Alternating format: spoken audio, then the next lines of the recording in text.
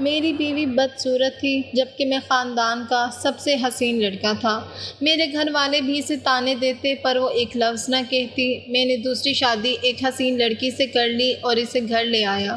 دوسری بیوی کے کہنے پر میں نے پہلی بیوی کو گھر سے نکال دیا اور کہا فکر مت کرو، تمہیں طلاق نہیں دوں گا، بس تم ہم سے دور چلی جاؤ۔ وہ درد بھری نگاہ مجھ پر ڈال کر چلی گئی۔ کچھ دن تو میرے عیش میں گزرے۔ گھر والے بھی دوسری بیوی کی خوبصورتی کی تعریف کرتے پر کچھ دن بعد ہی اچانک سے مجھے شادی کی وہ پہلی رات میرے لیے کسی ڈراونے خواب سے کم نہیں تھی، کیونکہ میں اپنے پورے خاندان کا سب سے حسین اور وجیحہ لڑکا تھا اور میرے خواب بھی کسی پری چہرہ لڑکی کے بارے میں تھے۔ لیکن جیسے ہی میں نے اپنی دلہن کا گھونگھٹ الٹایا تو میرے پیروں تلے سے زمین نکل گئی۔ سامنے بیٹھی لڑکی کی رنگت اتنی سانولی تھی کہ مجھے اپنی آنکھوں پر یقین نہیں آیا۔ اس کے نقش و نگار میں کوئی کشش نہیں تھی اور وہ ضرورت سے زیادہ دبلی پتلی تھی۔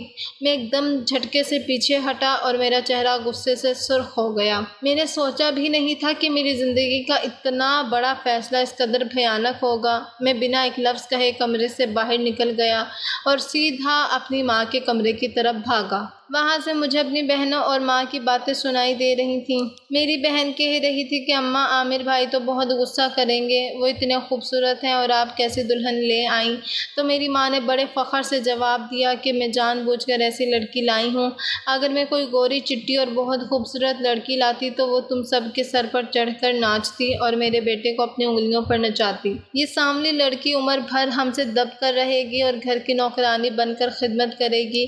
یہ سن کر میرا غصہ کم تو نہ ہوا، لیکن مجھے اپنی ماں کی جال سمجھ آ گئی۔ میں پیر پٹکتا ہوا واپس اپنے کمرے میں آیا تو وہ لڑکی بیڈ کے ایک کونے میں سمٹی بیٹھی تھی۔ اس کی نظریں جھکی ہوئی تھیں اور وہ مسلسل اپنے ہاتھ کی انگلیوں کو مروڑ رہی تھی جیسے اسے اپنی خطا معلوم ہو گئی ہو۔ میں نے ایک نفرت بھری نگاہ اس پر ڈالی اور غصے میں اپنا کوٹ اتار کر دور پھینکا اور بیڈ پر بیٹھنے کے بجائے سامنے پڑے صوفے پر جا کر لیٹ گیا۔ میں نے اپنی پیٹھ اس کی طرف کر لی تاکہ مجھے اس کا چہرہ نہ دیکھنا پڑے۔ کمرے میں ایک عجیب سی خاموشی تھی جس میں صرف گھڑی کی ٹک ٹک سنائی دے رہی تھی۔ اچانک مجھے محسوس ہوا کہ کوئی میرے قریب آیا ہے۔ میں نے آنکھیں نہیں کھولی لیکن اس کی سسکیوں کی آواز میرے کانوں میں پڑی۔ وہ دبے قدموں چلتی ہوئی آئی اور فرش پر میرے قدموں میں بیٹھ گئی۔ اس کے ہاتھوں کی لرزش میں نے محسوس کی جب اس نے ہمت کر کے میرے پیروں کو چھوا۔ میں نے جھٹکے سے اپنے پیر پیچھے کیے لیکن اس نے ہچکیاں لیتے ہوئے کہا کہ آپ مجھ سے کیوں ناراض ہیں؟ کیا میرا قصور صرف یہ ہے کہ میں آپ کے معیار پر پوری نہیں اتری؟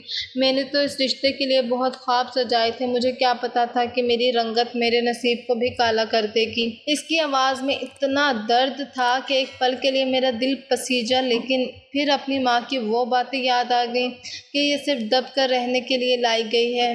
میں نے اسے غصے سے جھڑکا اور کہا کہ تم نے اپنی شکل دیکھی ہے آئینے میں؟ میں کہاں اور تم کہاں؟ میری اور تمہاری جوڑی جب دنیا دیکھے گی تو مجھ پر ہنسے گی۔ اس نے روتے ہوئے کہا کہ اللہ نے مجھے جیسا بنایا میں ویسی ہی ہوں۔ کیا میرا دل نہیں ہے؟ کیا میری کوئی خواہش نہیں ہے؟ میں آپ کی ہر بات مانوں گی، آپ کی خدمت کروں گی، بس مجھے اس طرح نظر انداز نہ کریں۔ لیکن میرا دل پتھر ہو چکا تھا۔ میں نے اسے دھکا دیا اور کہا کہ میرے قریب آنے کی ہمت بھی مت کرنا۔ آج سے تم اس گھر کی بہو نہیں بلکہ خادمہ ہوگی اور تمہاری جگہ یہ صوفہ یا بیڈ نہیں بلکہ فرش کا وہ کونا ہوگا۔ وہ بیچاری ساری رات وہیں زمین پر بیٹھی روتی رہی اور میں نے ایک بار بھی مڑ کر نہیں دیکھا۔ اگلی صبح سے ہی اس پر ظلم کا وہ بازار گرم ہوا جس کی مثال نہیں ملتی۔ میری ماں نے اسے فجر کے وقت ہی اٹھا دیا اور اسے حکم دیا کہ جاؤ جا کر پورے صحن میں جھاڑو لگاؤ اور سب کے لیے ناشتہ تیار کرو۔ وہ نئی نویلی دلہن جس کے ہاتھوں کی مہندی بھی ابھی گہری تھی وہ باورچی خانے کے دھوئیں اور برتنوں کی رگڑ میں گم ہو گئی۔ میری بہنیں جب سو کر اٹھتی تو اس کے سامنے اپنی فرمائشوں کے ڈھیر لگا دیتی۔ کوئی کہتی کہ میرے کپڑے استری کر دو تو کوئی کہتی کہ میرے جوتے صاف کر دو۔ وہ خاموشی سے سر جھکائے سب کے کام کرتی رہتی لیکن کسی کے دل میں اس کے لیے رحم نہیں تھا۔ ایک دن دوپہر کو جب میں گھر آیا تو دیکھا کہ وہ سخت دھوپ میں صحن کی صفائی کر رہی ہے۔ اس کا چہرہ پسینے سے شرابور تھا اور وہ تھکن سے چور لگ رہی تھی۔ میں نے اسے دیکھ کر نظریں پھیر لیں۔ میری ماں نے اسے آواز دے کر کہا کہ اے کالی کلٹی ادھر آ اور عامر کے جوتے پالش کر۔ وہ بھاگی ہوئی آئی اور میرے سامنے بیٹھ گئی۔ اس کے ہاتھ کانپ رہے تھے۔ میں نے اسے حقارت سے دیکھا اور اپنا پیر آگے بڑھا دیا۔ اس نے نیچی نظریں رکھ کر میرے جوتے صاف کیے اور جب وہ فارغ ہوئی تو میں نے جان بوجھ کر اپنا جوتا اس کے دوپٹے سے رگڑ دیا۔ تاکہ اسے اس کی اوقات یاد رہے۔ وہ کچھ نہ بولی، بس اس کی آنکھوں سے ایک آنسو ٹپک کر میرے جوتے پر گرا، جسے دیکھ کر مجھے اور غصہ آیا۔ میں نے اسے زوردار تھپڑ مارا اور کہا کہ میرے سامنے رونے کی ضرورت نہیں ہے، جا کر اپنا کام کرو۔ گھر میں جب بھی کوئی تقریب ہوتی تو اسے پرانے اور میلے کپڑے پہنا کر پچھلے کمرے میں بند کر دیا جاتا تاکہ کسی مہمان کی نظر اس پر نہ پڑے۔ میری ماں کہتی تھی کہ اگر لوگوں نے اسے دیکھ لیا تو کہیں گے کہ عامر کی قسمت پھوٹ گئی ہے۔ وہ بھوکی پیاسی اس کمرے میں بیٹھی رہتی اور جب سب مہمان چلے جاتے تو اسے بچا کچا اور ٹھنڈا سالن دے دیا جاتا۔ وہ بیچاری صبر کا پیکر بنی رہی، اسے میکے جانے کی بھی اجازت نہیں تھی اور اس کے گھر والے بھی غریب تھے، اس لیے وہ وہاں بھی کچھ نہیں کہہ سکتی تھی۔ میں نے کبھی اسے ایک جوڑا کپڑا یا ایک پیار کا بول نہیں دیا، بلکہ جب بھی میرا موڈ خراب ہوتا میں سارا غصہ اس پر نکالتا، کبھی اس کے ہاتھ پر گرم چائے گرا دیتا تو کبھی اس کے بال پکڑ کر اسے گھسیٹتا۔ میرے دوستوں نے شادی کی خوشی میں کافی دنوں بعد ایک بڑے شہر کے سب سے مہنگے ہوٹل میں ہماری دعوت رکھی تھی۔ میں نے کئی بار انہیں فون پر ٹالنے کی کوشش کی، کبھی کہا کہ میں مصروف ہوں اور کبھی کوئی دوسرا بہانہ گڑھ لیا۔ سچ تو یہ تھا کہ میں ان سے اپنی بیوی کو چھپانا چاہتا تھا، کیونکہ میں ہمیشہ سے خوبصورتی کا دل دادا رہا تھا اور میرے دوست جانتے تھے کہ عامر کسی پری جمال سے کم پر راضی نہیں ہوگا۔ شادی کے موقع پر تو قدرت نے میری لاج رکھ لی تھی، کیونکہ میرے سسرال والے بہت سخت پردہ کرتے تھے، اس لیے مردوں اور عورتوں کے حصے بالکل الگ تھے۔ کسی بھی دوست نے میری بیوی کی شکل نہیں دیکھی تھی، سب یہی سمجھتے رہے کہ عامر کی بیوی بھی اسی کی طرح حسن و جمال کا شاہکار ہوگی۔ اب میں نہیں چاہتا تھا کہ ساری شان ہوٹل کی روشنیوں میں اپنی بدصورت بیوی کو ان کے سامنے لے جاؤں اور اپنی ذات کا تماشا بنواؤں۔ پچھلے 2 مہینوں سے میں مسلسل بہانے بنا رہا تھا، مگر اب پانی سر سے گزر چکا تھا۔ دوستوں نے نہ صرف ٹیبل بک کر لی تھی بلکہ ضد پکڑ لی تھی کہ بھابھی کو لائے بغیر دعوت قبول نہیں ہوگی۔ میں بوجھل دل اور غصے سے بھرے قدموں کے ساتھ کمرے میں داخل ہوا، جہاں وہ ہمیشہ کی طرح فرش کے ایک کونے میں بیٹھی ہوئی کوئی کام کر رہی تھی۔ میں نے اسے حکم دیا کہ تیار ہو جاؤ، ہمیں آج رات باہر جانا ہے۔ اس کی آنکھوں میں ایک دم چمک آ گئی، شاید اسے لگا کہ شاید اب میرے دل میں اس کے لیے کوئی جگہ بن گئی ہے۔ وہ معصومیت سے مسکرائی تو مجھے اس کی مسکراہٹ پر بھی غصہ آیا۔ میں نے اسے بازو سے پکڑا اور زبردستی گاڑی میں بٹھا کر شہر کے سب سے بڑے بیوٹی پارلر لے گیا۔ وہاں کی مینیجر سے میں نے صاف کہا کہ اسے ایسا تیار کرو کہ اس کا رنگ گورا نظر آئے۔ میں باہر انتظار گاہ میں بیٹھا سگریٹ پر سگریٹ پھونکتا رہا اور گھڑی دیکھتا رہا۔ کئی گھنٹے گزر گئے۔ جب وہ باہر آئی تو میرا دل مزید بیٹھ گیا۔ پارلر والیوں نے ڈھیر سارا میک اپ تھوپ کر اسے گورا کرنے کی کوشش تو کی، لیکن اس کا فطری سانولا رنگ اس کی مصنوعی تہ کے نیچے صاف جھلک رہا تھا۔ وہ مجھے پہلے سے بھی زیادہ عجیب لگ رہی تھی، جیسے کسی نے زبردستی کسی پر غیر فطری رنگ چڑھا دیا ہو۔ اس کے بال سجے ہوئے تھے، مہنگا جوڑا پہنا ہوا تھا، لیکن اس کی شخصیت میں وہ وقار اور وہ حسن مفقود تھا جو میرے خوابوں کی ملکہ کا ہونا چاہیے تھا۔ میں نے اسے حقارت سے دیکھا اور بغیر کچھ کہے گاڑی کی طرف چل دیا۔ وہ خاموشی سے میرے پیچھے پیچھے آتی رہی۔ ہوٹل کے گیٹ پر پہنچ کر میرا دل زور زور سے دھڑک رہا تھا۔ مجھے لگ رہا تھا کہ جیسے ہی میں اندر داخل ہوں گا میرے دوستوں کے قہقہے بلند ہوں گے اور وہ میرا مذاق اڑائیں گے۔ میں نے اس کا ہاتھ سختی سے پکڑا اور سرگوشی میں اسے دھمکی دی کہ وہاں جا کر بالکل خاموش رہنا اور کسی سے زیادہ بات مت کرنا، ورنہ واپسی پر تمہارا حشر برا کر دوں گا۔ وہ بیچاری سہم کر رہ گئی۔ جیسے ہی ہم ہال میں داخل ہوئے میرے چاروں دوست اپنی بیگمات کے ساتھ وہاں موجود تھے۔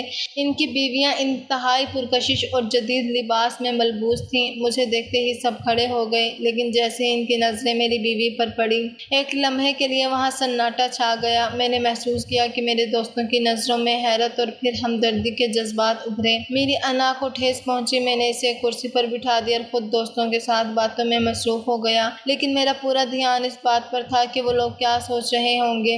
کھانا شروع ہوا تو میری بیوی سے چمچ بھی صحیح طرح نہیں پکڑا جا رہا تھا، کیونکہ اسے ان بڑے ہوٹلوں کے آداب نہیں معلوم تھے۔ میری ایک دوست کی بیوی نے طنزیہ مسکراہٹ کے ساتھ اپنی سہیلی کو کوہنی ماری اور کچھ سرگوشی کی، جس پر وہ دونوں دبی دبی ہنسنے لگے۔ میرا خون کھولنے لگا۔ مجھے ایسا لگ رہا تھا جیسے ہر کوئی میری بیوی کی بدصورتی پر تبصرے کر رہا ہے۔ میں نے میز کے نیچے سے اس کے پاؤں پر زور سے اپنا بوٹ رکھا اور اس نے تکلیف سے اسے سسکی بھری لیکن اپنی چیخ دبا لی۔ اس کی آنکھوں میں آنسو بھر آئے جو اس کے مہنگے میک اپ کو خراب کرنے لگے۔ میں نے غصے سے اسے دیکھا تو وہ فوراً نظریں جھکا کر پلیٹ میں دیکھنے لگی۔ واپسی پر گاڑی میں آپے سے باہر ہو گیا۔ میں نے گاڑی ایک سنسان سڑک پر روکی اور اس پر چیخنے لگا کہ تمہاری ہمت کیسے ہوئی وہاں رو کر میرا تماشا بنانے کی؟ تم نے دیکھا میری دوستوں کی بیویاں کتنی خوبصورت تھیں اور تم ایک کالی بدصورت عورت جس نے آج میری ناک کٹوا دی۔ وہ روتے ہوئے کہنے لگی کہ عامر صاحب میں نے تو پوری کوشش کی تھی کہ آپ کو شرمندہ نہ کروں، میں تو آنا ہی نہیں چاہتی تھی، آپ ہی زبردستی لے کر گئے۔ میں نے اسے بالوں سے پکڑا اور جھٹکا دے کر سیٹ سے نیچے گرا دیا۔ گھر پہنچ کر میں نے اسے کمرے سے باہر نکال دیا اور اس رات وہ سردی میں برآمدے میں پڑی رہی۔ میرے گھر والے بھی صبح اٹھ کر اسے طعنے دینے لگے کہ جب تجھ میں کوئی کشش ہی نہیں تھی تو باہر جا کر خاندان کی عزت کیوں نیلام کی۔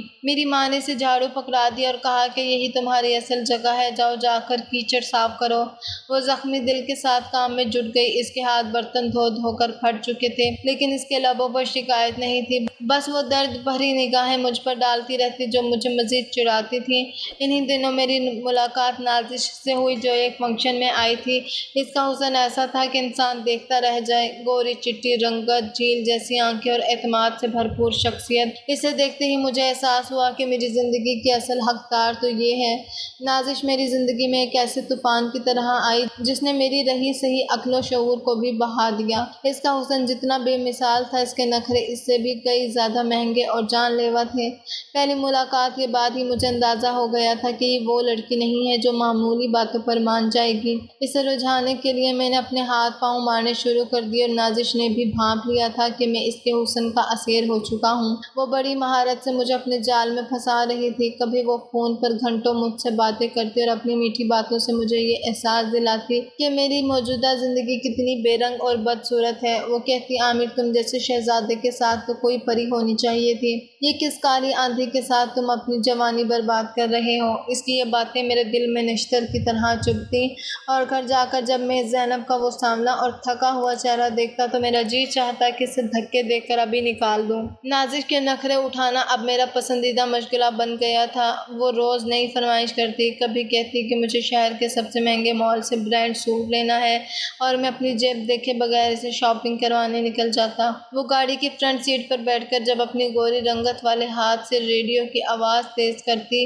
اور کھلکھلا کر ہنستی تو مجھے لگتا کہ کائنات کی تمام رعنائیاں اسی کے پاس ہیں۔ ہم گھنٹوں گاڑی میں شہر کی سڑکوں پر گھومتے، وہ کھڑکی سے باہر ہاتھ نکال کر ہواؤں کو چھوتی اور میں اسے دیکھ کر اپنی بدقسمت بیوی کو کوستا جو گھر میں پرانے کپڑے پہنے کچن کے دھوئیں میں جھلس رہی ہوتی۔ نازش کو ڈنر کے لیے ہمیشہ مہنگے ترین ریسٹورنٹ چاہیے ہوتے جہاں وہ اپنی لمبی اور مخروطی انگلیوں سے کانٹے اور چھری کا استعمال کرتی۔ اس کا ہر انداز اتنا دلکش تھا کہ میں اس کی ہر ادا پر قربان ہونے کو تیار تھا۔ وہ مجھ سے جان بوجھ کر کہتی کہ عامر تمہاری بیوی نے کبھی تمہیں اس طرح ڈنر پر بلایا ہے، کبھی تمہارے ساتھ اس طرح ہنسی مذاق کیا ہے؟ اور میں شرمندگی سے سر جھکا کر کہتا کہ وہ تو ایک جاہل اور بدصورت عورت ہے، اسے ان سب باتوں کا کیا پتہ۔ نازش کی وجہ سے میرے اندر کی نفرت زینب کے لیے حد سے زیادہ بڑھتی جا رہی تھی۔ اب وہ بیچاری اگر میرے سامنے پانی کا گلاس بھی لے کر آتی تو مجھے اس کے ہاتھوں کی سانولی رنگت سے گھن آنے لگتی۔ میں اسے کہتا کہ دور ہٹ جاؤ، مجھ سے تمہارا سایہ بھی میرے کپڑوں کو گندا کر دیتا ہے۔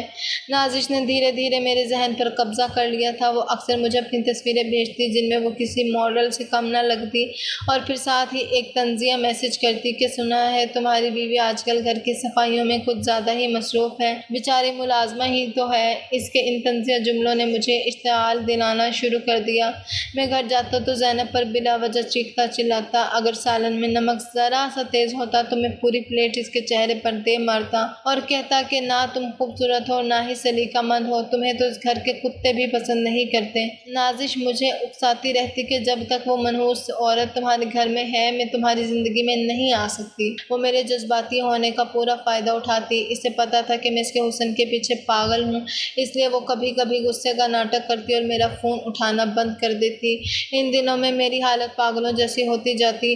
میں سارا دن اس کی ایک جھلک دیکھنے کے لیے اس کے گھر کے چکر کاٹتا اور جب وہ مان جاتی تو میں اسے منانے کے لیے ہیرے کی انگوٹھی یا مہنگا موبائل گفٹ کرتا۔ نازش میرے پیسوں پر پل رہی تھی لیکن مجھے اس کی پرواہ نہیں تھی۔ مجھے بس اس کا وہ گورا چہرہ چاہیے تھا جو میری انا کی تسکین کر سکے۔ ایک بار نازش نے فرمائش کی کہ مجھے لانگ ڈرائیو پر جانا ہے۔ میں اسے لے کر شہر سے باہر باہر نکل گیا۔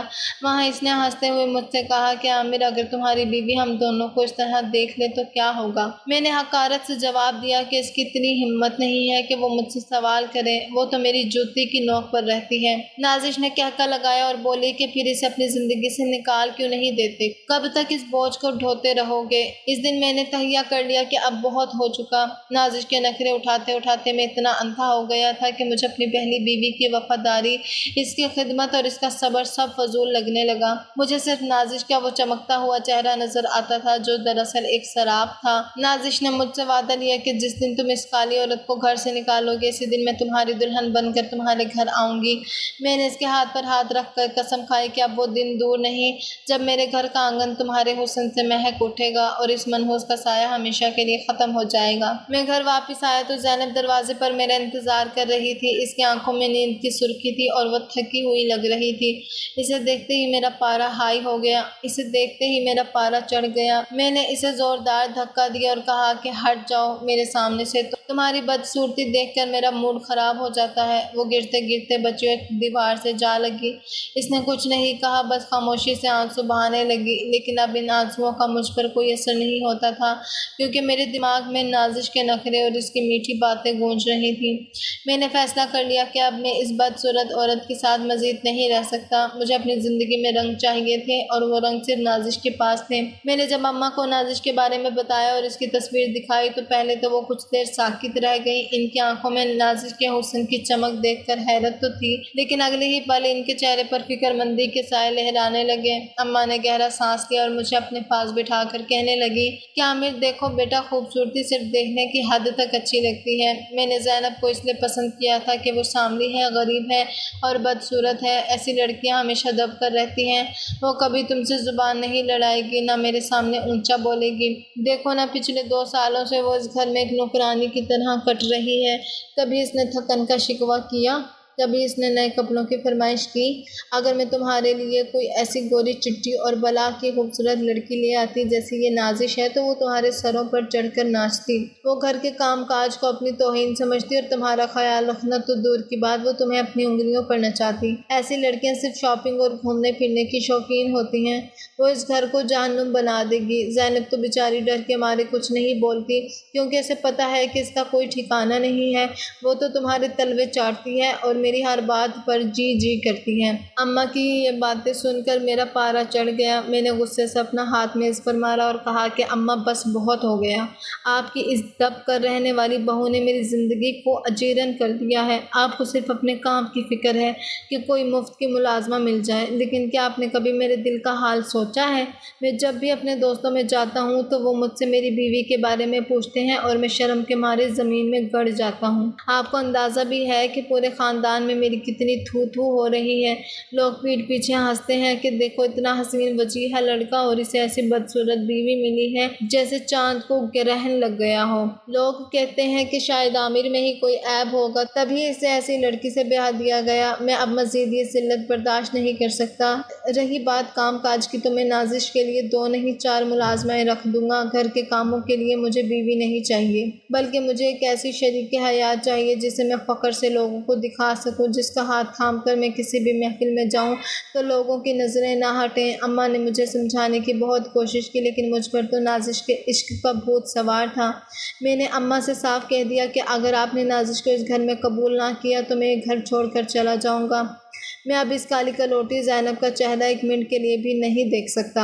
وہ میرے لیے کسی ڈراؤنے خواب سے کم نہیں ہے۔ اماں میری ضد کے آگے ہار گئیں، کیونکہ وہ مجھ سے بہت پیار کرتی تھیں اور انہیں ڈر تھا کہ کہیں میں سچ مچ کوئی غلط قدم نہ اٹھا لوں۔ انہوں نے ایک ٹھنڈی آہ بھری اور کہا کہ ٹھیک ہے، اگر تمہاری خوشی سے میں ہے تو میں کچھ نہیں کہوں گی، لیکن یاد رکھنا کہ زینب جیسی فرما برداری تمہیں کہیں نہیں ملے گی۔ میں نے ہنس کر جواب دیا کہ اماں، فرما برداری کا میں نے کیا کرنا ہے؟ مجھے تو وہ رنگت چاہیے جو میری آنکھوں کو ٹھنڈک دے، مجھے وہ ادائیں چاہیے جو میرا دل جیت لیں۔ زینب تو ایک جیتی جاگتی لاش ہے جو بس گھر میں ادھر سے ادھر گھومتی رہتی ہے۔ اس کے بعد میں نے نازش کو فون کر کے یہ خوشخبری سنائی تو وہ دوسری طرف سے چہک اٹھی۔ اس نے کہا کہ عامر، میں جانتی تھی تم میرے لیے کچھ بھی کر سکتے ہو، اب جلدی سے اس عورت کا بندوبست کرو تاکہ میں وہاں آ سکوں۔ میں نے نازش کو یقین دلایا کہ اب زینب کی گنتی کے دن اس گھر میں رہ گئے ہیں۔ میں نے دل ہی دل میں منصوبہ بنا لیا تھا کہ جیسے ہی نازش سے نکاح کی کی تاریخ پکی ہوگی میں زینب کو دودھ سے مکھی کی طرح نکال پھینکوں گا۔ مجھے ذرا برابر بھی احساس نہیں ہو رہا تھا کہ میں اس عورت کے ساتھ کیا کر رہا ہوں جس نے اپنی جوانی اور اپنی تمام تر خوشیاں میرے اور میرے گھر والوں کے نام کر دی تھیں۔ میرے ذہن میں صرف نازش کا وہ خوبصورت چہرہ تھا اور اس کے وہ مہنگے نخرے تھے جنہیں پورا کرنا اب میری زندگی کا واحد مقصد بن چکا تھا۔ اماں بھی اب خاموش ہو گئی تھی اور گھر میں دوسری شادی کی تیاریاں شروع ہونے لگی تھیں، جبکہ زینب جو کچن میں کھڑی یہ سب باتیں سن رہی تھی اس کے پیروں تلے سے زمین نکل چکی تھی۔ وہ میرے پیروں میں گر پڑی اور گڑ گڑا کر کہنے لگی کہ عامر مجھے نوکرانی بنا کر رکھ لیں، بے شک دوسری شادی کر لیں، میں آپ سے کچھ نہیں مانگوں گی، بس مجھے اس گھر کی چھت سے محروم نہ کریں۔ اگر میں اپنے گھر واپس گئی تو میری باقی بہنوں کے رشتوں میں رکاوٹیں آئیں گی، ان کا مستقبل بھی تباہ ہو جائے گا۔ لیکن میرا دل اس کی آہذاری پر ذرا بھی نہ پسیجا۔ میں نے اسے ٹھوکر ماری اور کہا کہ تمہاری بدصورتی اب میرے اعصاب پر سوار ہو گئی ہے، میں تمہیں اب اس گھر میں ایک لمحہ بھی برداشت نہیں کروں گا۔ اگلے ہی ہفتے میں نے اپنی دوسری شادی کا شور مچا دیا۔ میں نے نازش کے لیے وہ تمام ارمان پورے کیے جو میں نے اپنی پہلی شادی پر ادھورے چھوڑ دیے تھے۔ شہر کے سب سے مہنگے بینکویٹ ہال میں ہمارا نکاح ہوا اور میں اپنی نئی نویلی دلہن نازش کو لے کر کسی فاتح کی طرح گھر پہنچا۔ گھر کے دروازے پر زینب کھڑی تھی، اس کی آنکھوں کے گرد سیاہ حلقے پڑ چکے تھے اور وہ صدمے سے آدھی رہ گئی تھی۔ میں نے اسے دیکھتے ہی اپنی نظریں پھیر لیں اور نازش کا ہاتھ تھام کر بڑے فخر سے اندر داخل ہوا۔ نازش نے سرخ رنگ کا بھاری عروسی جوڑا پہنا ہوا تھا اور وہ کسی حور سے کم نہیں لگ رہی تھی۔ جیسے ہی ہم لاؤنج میں پہنچے نازش نے رک کر حقارت سے زینب کی طرف دیکھا اور مجھ سے کہا کہ عامر تم نے وعدہ کیا تھا کہ اس گھر میں صرف میری حکمرانی ہوگی، یہ کالی عورت یہاں کیا کر رہی ہے؟ میں نے نازش کی خوشنودی کے لیے فوراً زینب کو مخاطب کیا اور گرج کر کہا کہ زینب اپنا بوریا بسترا گول کرو اور ابھی کے ابھی یہاں سے نکل جاؤ۔ میں نے تم سے کہا تھا کہ میں تمہیں طلاق نہیں دوں گا تاکہ تم در بدر نہ بھٹکو، لیکن اب اس گھر میں تمہاری کوئی جگہ نہیں ہے، تم ہم سے دور چلی جاؤ، جہاں تمہارا جی چاہے جاؤ، بس میری نظروں کے سامنے مت رہنا۔ زینب کے چہرے پر ایک دردناک لہر دوڑی، اس نے ایک درد بھری نگاہ مجھ پر ڈالی، اس کی نگاہ میں ہزاروں سوال تھے لیکن زبان پر ایک لفظ نہ تھا۔ وہ خاموشی سے مڑی، اپنا ایک چھوٹا سا کپڑوں کا تھیلا اٹھایا اور ننگے پاؤں گھر کی دہلیز پار کر گئی۔ مجھے ذرا برابر بھی افسوس نہ ہوا بلکہ میں نے اطمینان کا سانس لیا کہ چلو بلا ٹلی۔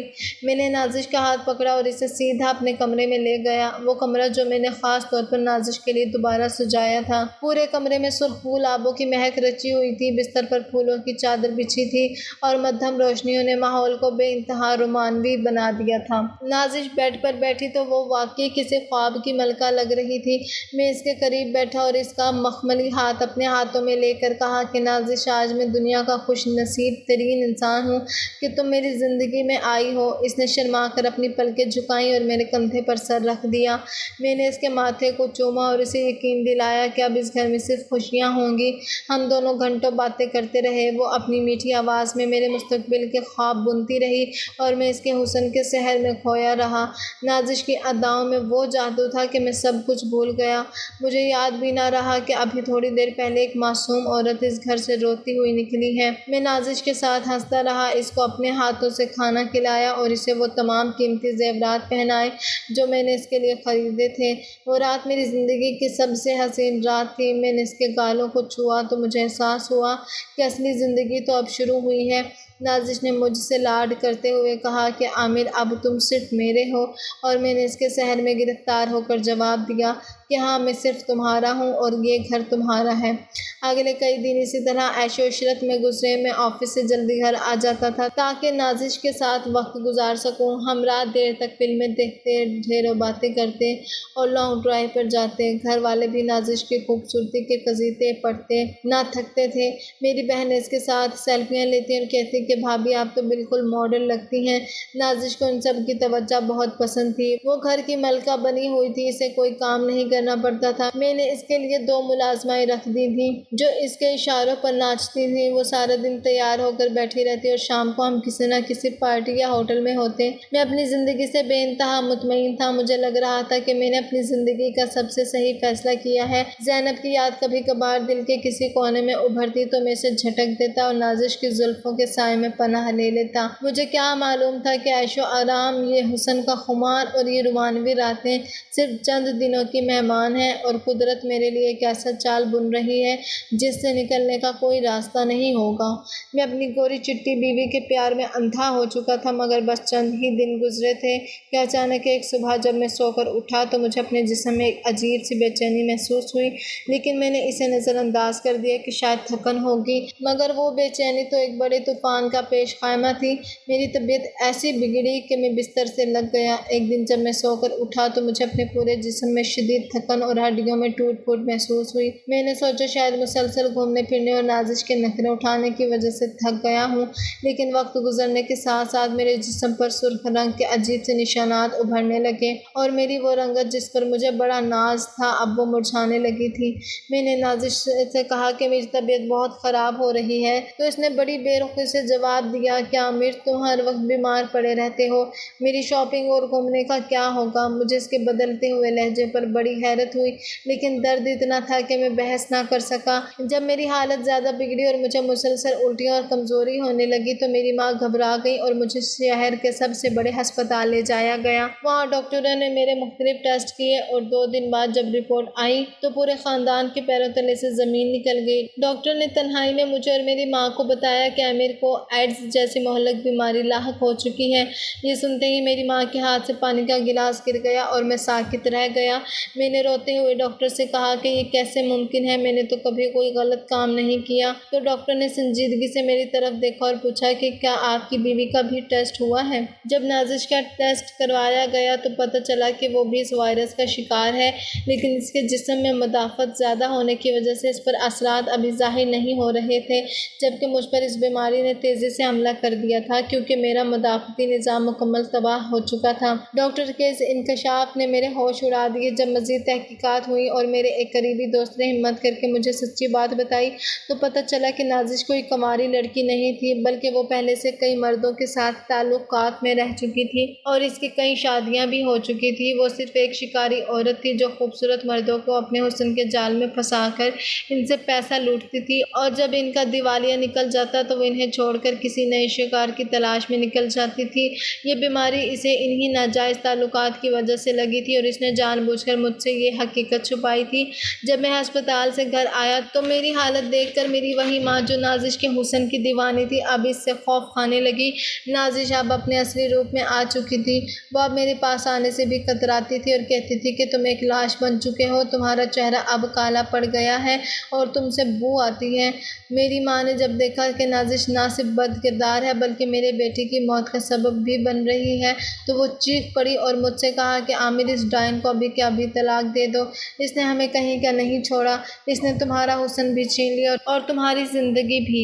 میں نے کانپتے ہاتھوں سے طلاق کے کاغذات پر دستخط کیے اور وہ حسن کا پیکر نازش جو صرف پیسوں اور عیش کی بھوکی تھی بغیر کسی دکھ کے میرا گھر چھوڑ کر چلی گئی۔ جاتے جاتے اس نے مجھ پر ایک آخری طنزیہ نگاہ ڈالی اور کہا کہ تم جیسے بے وقوف مرد حسن کے پیچھے اندھے ہو جاتے ہیں، تم اسی لائق تھے۔ اب میں بستر پر پڑا ایک زندہ لاش بن چکا تھا۔ میرا وہ گورا چٹا رنگ سیاہ ہو گیا تھا، ہڈیاں نکل آئی تھیں اور ہر وقت جسم میں لہریں اٹھتی تھیں درد کی لہریں اٹھتی تھیں۔ میری بہنیں جو کبھی نازش کے ساتھ سیلفیاں لیتی تھیں اب میرے کمرے میں آنے سے بھی ڈرتی تھیں کہ کہیں انہیں یہ بیماری نہ لگ جائے۔ میری ماں سارا دن مصلے پر بیٹھ کر روتی تھی اور کہتی تھی کہ کاش میں نے زینب کے ساتھ وہ ظلم نہ کیا ہوتا، کاش میں نے اسے گھر سے نہ نکالا ہوتا۔ مجھے وہ رات یاد آئی جب میں نے زینب کو دھکے دے کر نکالا تھا اور اس نے ایک درد بھری نگاہ مجھ پر ڈالی تھی۔ آج مجھے سمجھ آیا کہ وہ نگاہ بد دعا نہیں تھی بلکہ وہ میرے انجام پر ہمدردی کی ایک جھلک تھی۔ میں اپنے حسن کے غرور میں اس قدر اندھا تھا کہ میں نے اس ہیرا صفت عورت کو ٹھکرا دیا جو میری ہر تکلیف بانٹ لیتی، اور آج جب میں واقعی بدصورت اور بیمار ہو چکا تھا تو جس حسن کے لیے میں نے سب کچھ داؤ پر لگایا تھا وہی حسن مجھے موت کے منہ میں دھکیل کر رخصت ہو گیا تھا۔ میری زندگی اب صرف پچھتاووں کا ایک ڈھیر تھی اور میں ہر پل اپنی موت کی دعا مانگنے لگا تھا کیونکہ اب میرے پاس نہ وہ روپ تھا، نہ غرور تھا، نہ ہی وہ پیار کرنے والی بیوی جسے میں نے اپنے ہاتھوں سے کھو دیا تھا۔ میری حالت روز بروز بگڑتی جا رہی تھی، یہاں تک کہ ڈاکٹروں نے بھی جواب دے دیا تھا۔ میرا جسم جس پر مجھے ناز تھا اب ہڈیوں کا ڈھانچہ بن چکا تھا۔ میری ماں رو رو کر پاگل ہو رہی تھی اور ایک دن انہوں نے میرا ہاتھ تھام کر کہا کہ عامر یہ سب اس معصوم کی بد دعا ہے جسے اسے ہم نے بے گناہ ہی گھر سے نکالا تھا۔ چلو میرے ساتھ ہم زینب کو ڈھونڈتے ہیں، شاید اس کی معافی ہمیں اللہ کے غضب سے بچا لے۔ ہم بڑی مشکل سے اس کے گاؤں پہنچے جہاں وہ اپنے بوڑھے باپ کے ساتھ ایک چھوٹے سے کچے مکان میں رہ رہی تھی۔ جب میں نے اسے دیکھا تو میری ہمت نہیں پڑ رہی تھی کہ اس کے سامنے جاؤں۔ میری ماں اس کے پیروں میں گر پڑی اور پھوٹ پھوٹ کر رونے لگی۔ زینب نے جیسے ہی مجھے اس حال میں دیکھا تو اس کی چیخ نکل گئی۔ وہ بھاگتی ہوئی آئی اور میرے قدموں میں بیٹھ کر رونے لگی۔ میں نے کانپتی آواز میں کہا کہ زینب مجھے معاف کر دو، میں نے تمہارے ساتھ بہت ظلم کیا، حسن کا اندھا ہو گیا تھا، اور دیکھو آج قدرت نے میرا حسن چھین کر مجھے عبرت کا نشانہ بنا دیا ہے۔ زینب نے بڑی ممتا اور محبت سے میرا سر اپنی گود میں رکھا اور کہا کہ عامر صاحب، میں نے تو آپ کو اسی دن معاف کر دیا تھا جس دن میں اس گھر سے نکلی تھی، کیونکہ میرا رب جانتا ہے کہ میں نے آپ سے سچی محبت کی تھی، اور وہ نہ صرف ہمیں معاف کر چکی تھی بلکہ وہ اسی وقت ہمارے ساتھ واپس آنے کے لیے تیار ہو گئی۔ جب ہم واپس شہر آئے تو زینب نے میری تیمارداری کی ذمہ داری سنبھالی۔ وہ دن رات میرے پاس بیٹھی رہتی، مجھے اپنے ہاتھوں سے کھلاتی اور مصلے پر بیٹھ کر اللہ سے میری زندگی کی بھیک مانگتی۔ اس دوران زینب نے شہر کے ایک بڑے ماہر امراض سے میرا رابطہ کروایا۔ جدید طبی تحقیق اور باقاعدہ علاج کی مدد سے میری حالت دھیرے دھیرے بہتر ہونے لگی۔ ڈاکٹروں کا کہنا تھا کہ اگر وقت پر دوائیاں لی جائیں اور احتیاط کی جائے تو انسان ایک عام زندگی گزار سکتا ہے۔ زینب کی دعاؤں اور اس کی بے لوث خدمت نے معجزہ کر دکھایا۔ میرے جسم کے نشانات ختم ہونے لگے اور میری قوت مدافعت واپس آنے لگی۔ چند مہینوں کے بعد میں اپنے پیروں پر کھڑا ہونے کے قابل ہو گیا۔ میری ماں اب زینب کے ہاتھوں کو چومتی تھی اور اسے گھر کی اصلی ملکہ مانتی تھی۔ مجھے سمجھ آ گئی تھی کہ اصل خوبصورتی چہرے کی رنگت میں نہیں بلکہ اس دل میں ہوتی ہے جو مشکل وقت میں ساتھ نہ چھوڑے۔ میں نے زینب کا ہاتھ تھام کر اللہ سے توبہ کی اور عہد کیا کہ میں کبھی اس کا دل نہیں دکھاؤں گا جس نے مجھے موت کے منہ سے نکال کر ایک نئی زندگی دی۔